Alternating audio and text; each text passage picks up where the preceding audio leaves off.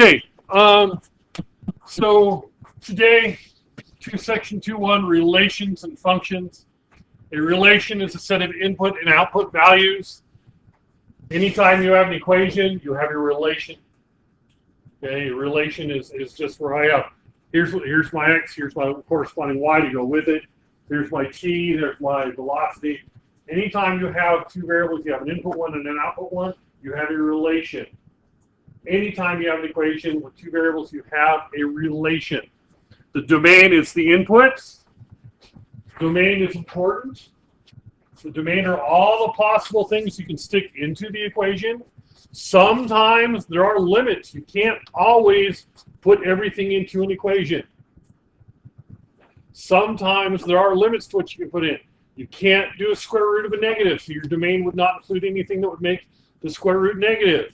You're not allowed to have zeros in your denominator, so you wouldn't be able to have anything that would make a denominator zero. You would not be allowed to have. That's not necessarily going to be terribly important right off the bat, but it will be later, particularly second semester. When we start working with radicals and start working with rational functions. Okay? Your range are all your possible outputs, your y values. Sometimes those are limited. If you're taking the absolute value of something, your y's are limited. The absolute value of x is always 0 or larger. Your range would never include a negative number. You're not ever going to get a negative number out of the absolute value of x. Same thing for x squared. So you have to understand domain and range tells you what you can stick in, what you're going to be able to use, and what your possible outcomes are going to be. These can be extremely important at times.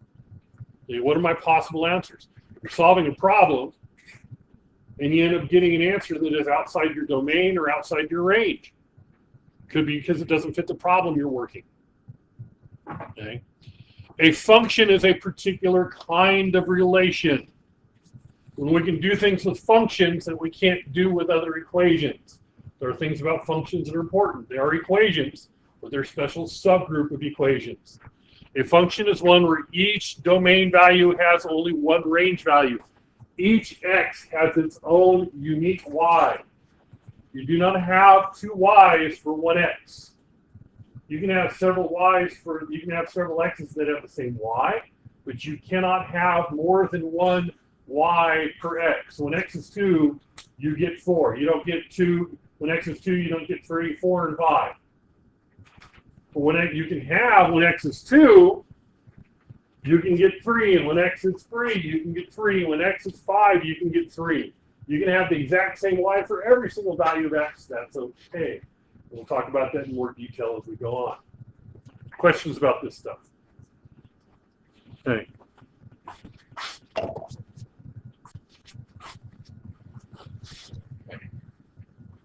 The vertical line test. If I have a graph of my relation, if I pass a vertical line across the graph of my relation, and it touches more than one time, it is not a function. A vertical line test, if you have a graph of a relation, you can tell with a vertical line test whether or not it is a function. If a vertical line touches any time, more than once, it is not a function. Function rule is where we have an equation or a function where you have all your input variables on one side and your output on the other side. Y equals 3x plus 5. But more commonly function rules, we talk about function notation. You're going to have to get used to function notation. It's not always going to be x and y. Okay. So we have up there f of x equals 3x plus 2. Y equals 3x plus 2 and f of x equals 3x plus 2 are essentially the same thing. We just have a different notation for them. Okay. Notice function notation. If it's f of x, we say f of x. Our function of x is this. Okay? So our function of x is we take 3, you take x times 3 and add 2. That's our function of x. F of x is the most common function notation, which you can use anything you want. H of x, g of x is very common. V of t for your velocity at a particular time t. A of t, acceleration at a particular time t. The more advanced you become in mathematics, the less you use y equals, and the more you use f of x and other function notation. One of the things I like about function notation, it makes it very easy to evaluate repeatedly. Independent variable is the input, dependent variable is the output. Your independent variable is also what determines your domain, what you can stick in. Your dependent is what you get out. I get to choose the x, and y is determined by what x I put in. The independent one is the one you get to pick. The dependent is the one you get out of it. You stick x in the function, you get some y coordinate out of it. Okay? Your y is dependent upon what you put in. Okay? Questions on these?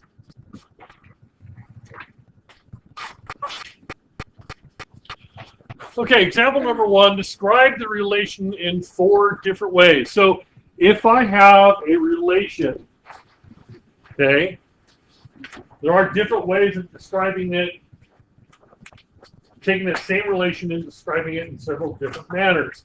So describe it as an ordered pair. Well, that's pretty easy. It's already actually listed. -3, 4, 3, -1, 4, 2, and then 5, 2. Fine. That's a relation. I have x's related to y's. For every x, I have a y to go with it. That's a relation. May or may not be a function. Okay, it may or may not be a function. All I'm caring about is how do I describe them in different ways. That's the first one. Ordered pairs. That's easy. You set up an XY table and list them in the table. -3 and 4, 3, 1, sorry, 3, -1, 4, 2, and 5, 2. That's it. That's all you do. Just take your ordered pairs, put them in the table. You've done that before. You've done a list of ordered pairs. You've done a table of values before.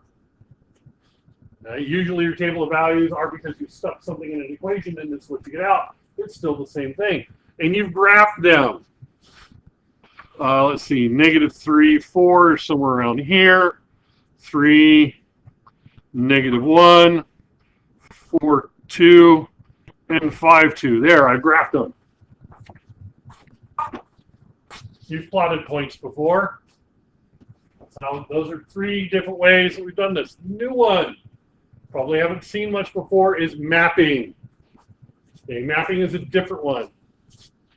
It's actually very easy. You have your input variable, your x, or your domain. These are my inputs. And I list them. I have -3, 3, 4, and 5.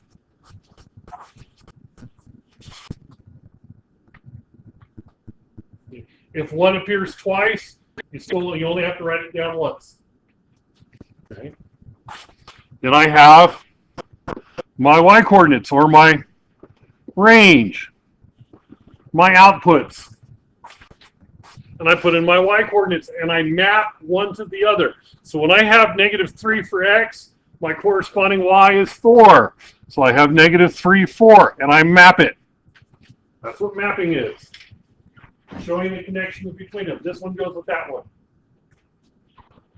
I have 3, -1. 3 maps to -1.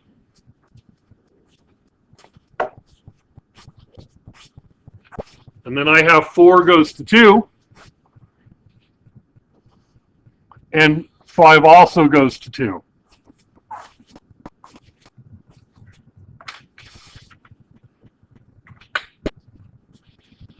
Now, one of the easiest ways of all of these, I think the easiest way to tell whether I have just a relation or if I have a function, it's from the mapping. Okay. If I have an x that goes to more than one y, let's say I have one of my x values has two lines going away from it, it's a relation and not a function. If I have all my x's go to just one y, I'm okay. Okay. If I have more than one x go to the same y, I'm okay.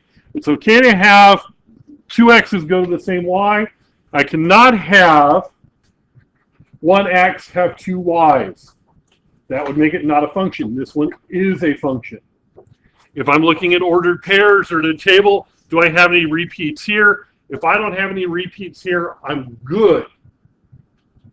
But just because I have a repeated value here doesn't mean I don't have a function. If I have a repeated value here, it has to have the same corresponding repeated value on the other side as well.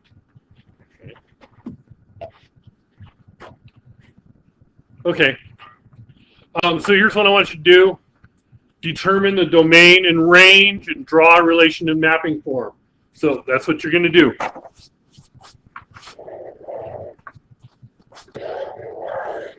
You're going to fill in the domain,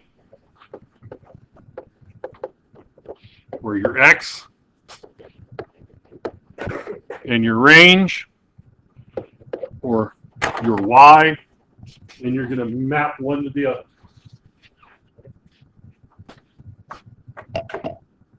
Okay, this shouldn't take too long. I've got 4, 8, -5, and 0, and I have -1, and I have 8 maps to 2, and -5 maps to 3, and 0 maps to -6. And this would be a function. If it's one-to-one, if it's like this, one-to-one, it is a function. Okay. Questions? I like it that it starts out really easy. Okay. Next one tests to see whether or not the following relations are functions. And part of the reason we look for functions rather than just relations is functions have special properties to them that relations don't. There are things we can do with functions that we cannot do with relations. Not so much in here, but later on, it does make a big difference whether you have one or the other. It really does. So, first thing I want to do is look at the first group. If I have a table of values or I have a series of points like this, first thing I'm going to do is I'm just going to look at it and go, do I have any repeated x's? I got -1, I've got 6, I've got 0, and just be clear, these are 3 different problems. Okay. So I have -1, I have 6, I have 0. None of my x's, none of my inputs are repeated. This one is definitely a function. Definitely. None of my x's are repeated. I don't have to worry about anything else. I only have to worry about 2 or more x's going to the same y. If I don't have 2 or more x's, I don't have to worry about it. So I go to the next one. Same thing. 6, -5, 0, 4. This is a function as well, because none of my x's are repeated. The last one, I have a graph.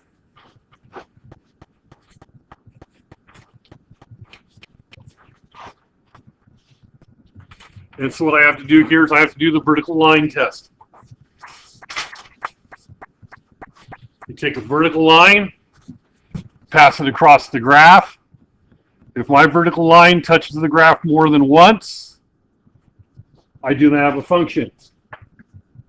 This vertical line touches the graph only once at any one place. There is no touching twice anywhere on that one.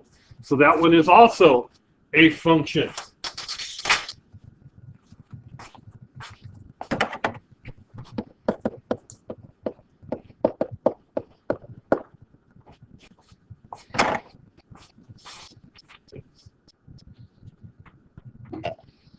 Your turn. And there are 5 problems here. Had some confusion in the past. We thought, oh, that was all, it's just one. The R5 problem. Okay, so the first one. Do I have any repeated x's? Yeah, I do. I have 2 here and I have 2 there. Are the corresponding y's the same or are the corresponding y's different? They're different, so this is not a function. Okay. I look at the next one. I have no repeated x's. I'm done. It is a function. The one after that, ooh, I do have repeated x's, right? I have 5, 2, and I have 5, 2. That one is a function because the y that goes with the x is the same y and x. If I have 5, it goes to 2. I have 5, it goes to 2. It goes to the same x. That's okay. This one is a function. Because the y is the same when the x is the same. What about the negative 8? Doesn't matter. The y's don't matter unless the x is repeat. I can have the same y for every single one of those, and that would be okay. I can have the same y for every single x coordinate. I can have 40 different x coordinates and have one y for every single one of them, and I would still be okay. That would still be a function. And think about it, if you graph, let's say the line y equals 2, that's the line y equals 2. For every x, y is 2. But that is a function. It definitely passes the vertical line test. Okay. So this one here, I have 3, negative 8, 3, 2. This one's not a function.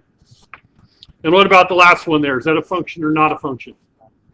It's not a function. It fails the vertical line test. It passes here. It passes on the far right, but it fails somewhere else. It only has to fail once in order for it to not be a function. And if we go back to this one, if I were to plot the points,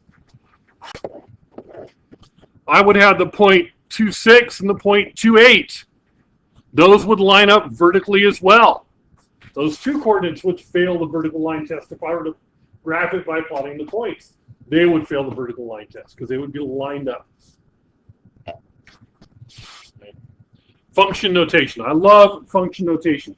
Use it all the time. In my upper classes, this is what we use all the time. There are several things that I like about it. One, who was it had to go see Coach? He's just a couple doors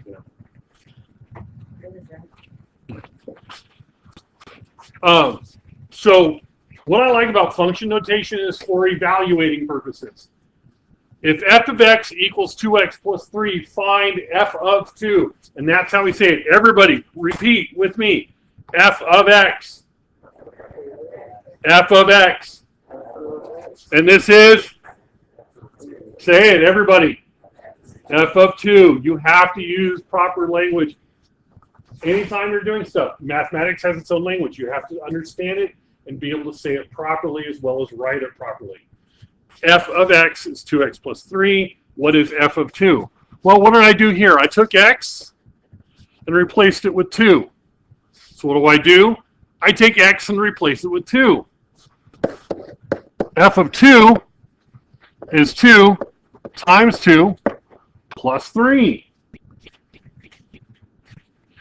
When I take x in the f of x part and I replace it with a numerical value or anything, I just put it in there. F of 2. And 2 times 2 is 4. 4 plus 3 is 7. F of 2 is 7.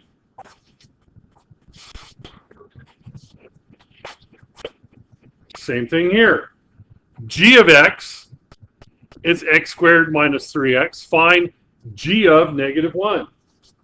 Took x, replaced it with negative 1, so I take x, replace it with negative 1. So g of negative 1 is negative 1 squared minus 3 times negative 1, which is 1 plus 3, or 4. One of the things I like that I really like about function notation is that I can stick anything in there I want to stick in there.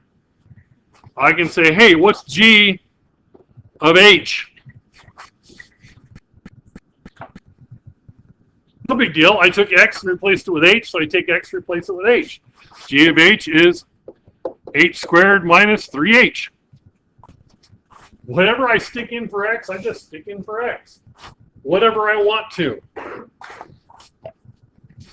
What is g of x plus 2?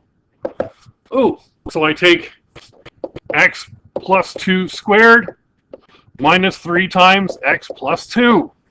I can stick anything I want in there. Anything. I can stick another function in. I can go, what's g of f of x? And I take f of x and stick it inside g. Or I can take f of g of x and take g of x and stick it inside f. I can do anything I want that way. That's what I like about function notation. I can put anything I want in there. Now, if you have a problem like this, and you will at some point, you'd have to square this out, distribute the -3, and combine up like terms before you're done, but we're not doing that today. Okay? But I can stick anything I want in there.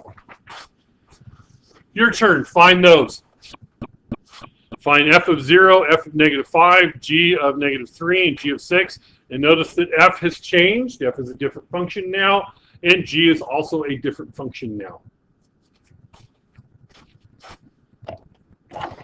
Okay, let's finish this up. F of x is -4x plus 1. So f of 0 is -4 times 0 plus 1, or 1.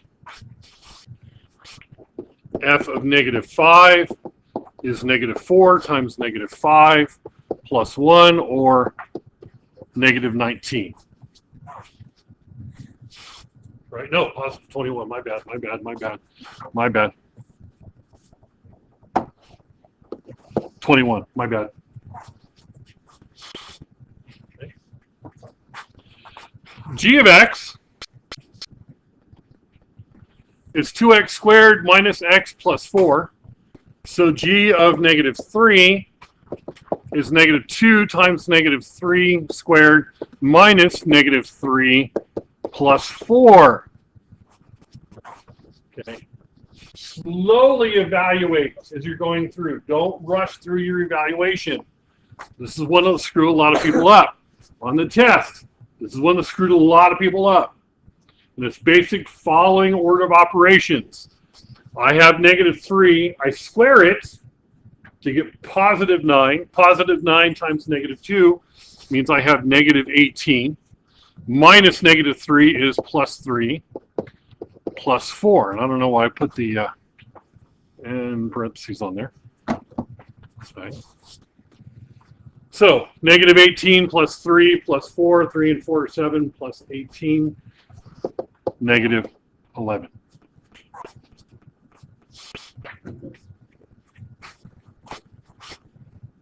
G of 6, -2 times 6 squared minus 6 plus 4. 6 squared is 36. 36 times 2, -72 minus 6 plus 4. -78 plus 4, -74. Again, the farther you go, the more you use function notation. I like it because it makes substitution and evaluation very easy. I can evaluate the same function for several different values very quickly, very easily. Okay. I do believe that's all of this one. Yep. Okay, so